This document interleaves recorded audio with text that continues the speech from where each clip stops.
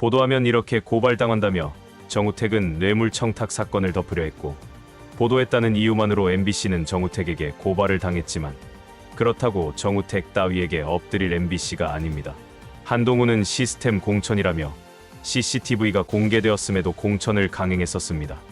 MBC는 보도했다는 이유로 고발을 당했지만 새로운 정황이 드러난 정우택 뇌물청탁 의혹을 다시 보도하면서 국민의힘 공천과 한동훈의 새치혀가 어느 정도 파렴치한지 만천하에 폭로했습니다.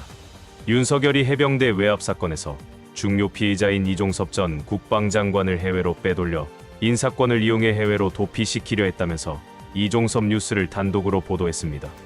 인사권을 이용한 윤석열의 파렴치한 국정운영을 고발한 것입니다. 윤석열은 인사권을 이용한 무리수라는 걸 알았을 텐데 입건된 범죄 피의자인 이종섭을 호주 대사로 임명하고 총선 잡음으로 시끄러운 틈을 타서 왜 해외로 도피시키려 했는지 답은 뻔합니다.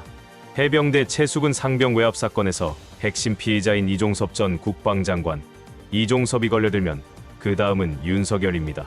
다급해진 윤석열이 호주 대사로 이종섭을 임명하고 출국 도피를 시도하다 발각되었습니다. 지금부터는 MBC의 단독 보도로 뉴스 이어가겠습니다. 대부분의 언론이 눈을 감고 모른 척하니 MBC가 단독으로 보도하게 되었습니다. 이종섭 전 국방부 장관, 해병대 최상병 사건 수사에 외압을 행사한 의혹으로 고위공직자범죄수사처의 수사를 받고 있죠. 이종섭이 외압 사건에서 가장 핵심이라는 건 세상이 다 아는 이야기입니다. 이번에 주 호주 대사로 임명이 되면서 논란이 일고 있습니다.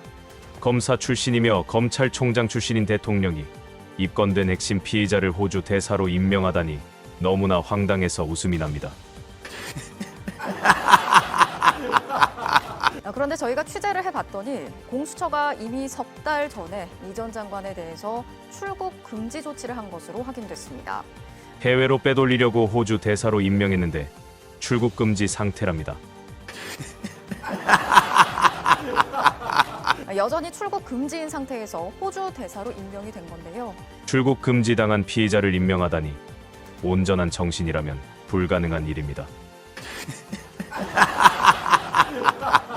고위공직자 범죄수사처가 지난 1월 국방부 압수수색에 앞서 이종섭 전 국방부 장관을 피의자 신분으로 출국금지 조치했습니다. 대상은 모두 6명입니다.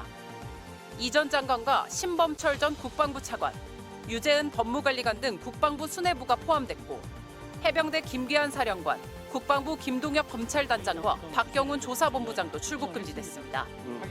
해병대 최상병 수사 외압 의혹의 각 과정에 관여한 핵심 인물들입니다. 유재은 법무관리관과 김기한 사령관은 해병대 수사단에게 경찰 이첩을 미루라는 지침을 전달한 인물로 지목돼 왔습니다. 그래도 해병대 수사단이 이첩을 강행하자 김동혁 단장은 경찰에서 사건을 되찾아왔고 박경훈 조사본부장은 이 사건을 재검토해 처벌 대상을 크게 줄인 결과를 내놨습니다. 이종섭 전 장관은 이 과정의 총책임자였고 신범철 전 차관은 장관의 해외 출장 도중 그 역할을 대신했다는 게 공수처 판단입니다. 공수처에 상당히 많은 사건이 접수된 상태입니다.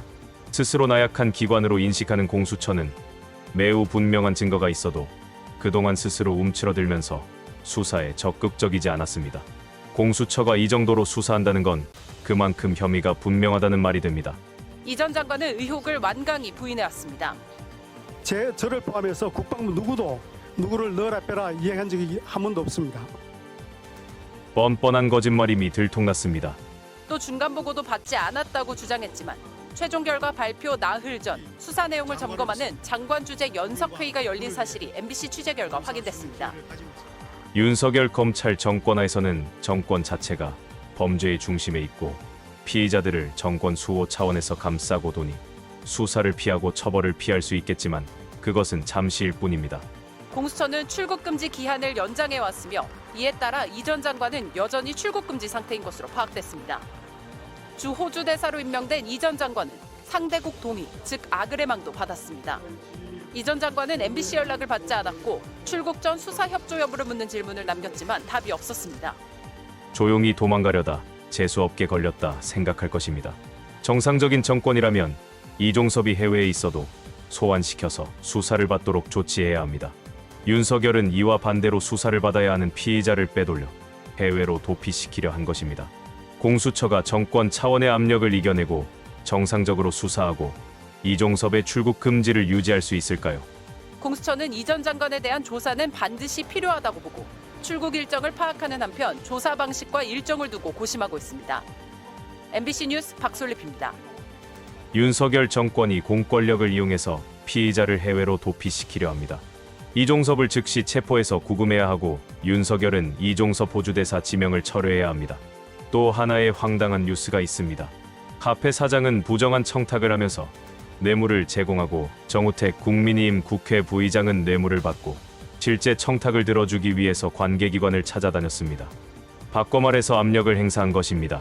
눈에 보이지 않는 이런 방식으로 불법적인 청탁과 뇌물 수수가 어느 정도 있었을지, 규모나 횟수는 어느 정도일지 짐작할 수조차 없습니다. 돈을 돌려주었다 해서 범죄가 무마되지도 않습니다. 도둑질한 놈이 도둑질한 물건을 다시 돌려줬다 해서 도둑질한 일이 없던 일이 되지 않는 것처럼 처벌해서 감형 사유는 될지언정 부정 청탁에 의한 뇌물 수수 혐의는 그대로입니다. CCTV에 나타난 증거도 명확하고 정우택도 받은 사실을 인정했고 의원 사무실 관계자는 민원 해결을 위해 뛰어다녔다고 밝혔습니다. 만약에 정우택이 아니라 이재명이었다면, 조국이나 민주당 관계자였다면 세상이 이렇게 조용할 수 있었을까요? 검찰이 이처럼 느긋하게 소달 보듯이 하고 있을까요? 국회 부의장인 국민의힘 정우택 의원의 돈봉투 수수 의혹을 둘러싼 진실 공방이 다시 거세지고 있습니다. 봉투를 건네는 모습이 공개됐던 카페 사장은 처음에는 돈봉투를 준 건 맞지만 곧 돌려받았다며 뇌물 의혹을 부인했는데요. 오늘은 말을 바꿔 돈을 돌려받았다고 말한 건 정 의원 측이 회유했기 때문이라고 주장했습니다. 정우택 의원은 카페 사장이 거짓말을 하고 있다고 반박했습니다. 김은초 기자의 보도입니다. 충북 청주의 한 카페 별관. 한 남성이 흰 봉투를 내밀자 다른 남성이 몇 차례 거절하는 듯 하더니 뒷주머니에 넣습니다. 봉투를 건넨 건 이 카페 사장, 받은 사람은 정우택 국회 부의장입니다. 정 부의장과 보좌관 일행이 카페 사장에게서 소고기와 양주 등 식사 대접을 받던 자리에서 찍힌 CCTV 영상입니다. 행정처분으로 영업이 중단된 카페입니다. 처음부터 불법으로 영업해온 카페입니다. 허가가 나지 않는 곳에 카페를 만들어 영업한 곳입니다. 이곳에서 정우택이 카페 사장에게 접대를 받은 것 자체가 뇌물이고 김영란법 위반, 불법 영업 방조 이용입니다. 접대받은 목적도 카페 CCTV에 분명하게 드러나 있습니다. 불법을 합법화해달라며 청탁하고 뇌물을 건네기 위해서였습니다. 당시 카페 사장은 상수원 보호구역에 가게를 차렸다가 주변 신고로 영업이 어려워지자 정 부의장에게 해결을 부탁했습니다. 열심히 쫓아다니면서 도와주려고 했는데 안 되는 건 안 되는 거잖아요. 나한테도 이렇게 뭐 힘이 있는데 뭐.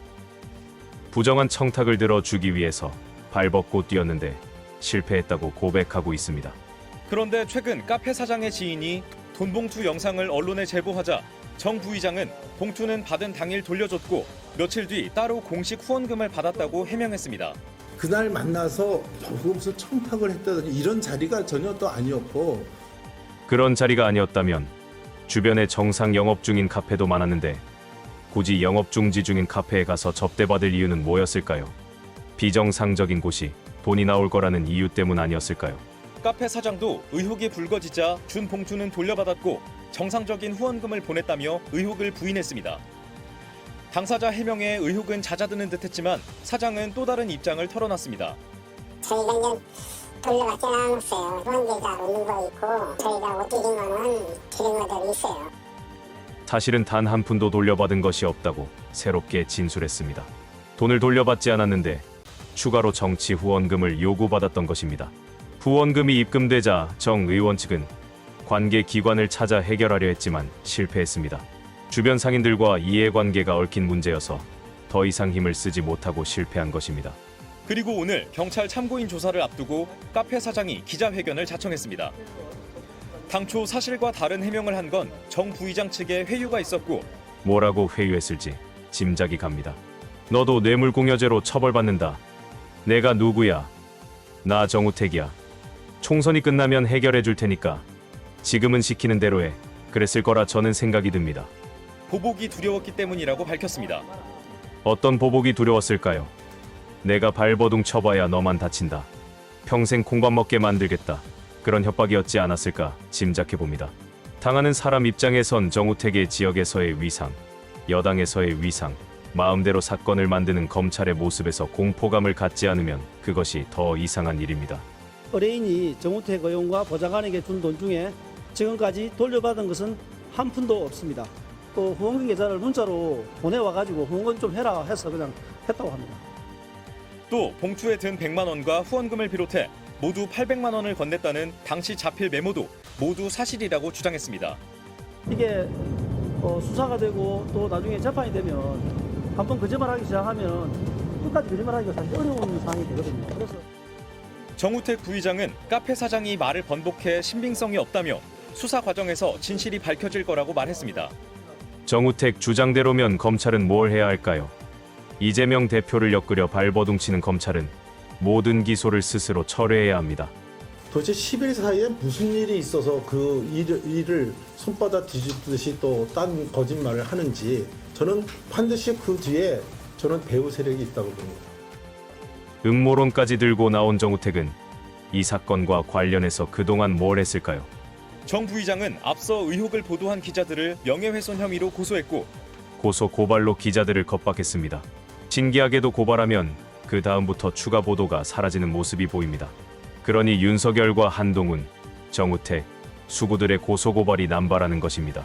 시민단체는 정 부의장을 뇌물 혐의로 고발했습니다. 전국적으로 크게 이슈화되지 않는다면 국민의힘의 부정적인 여론으로 작동하는 모습이 아니면 공수처가 담당해야 할 사건인데 공수처는 조용하고 검찰은 나서지도 않을 것이고 경찰 수사는 지지부진할 것입니다.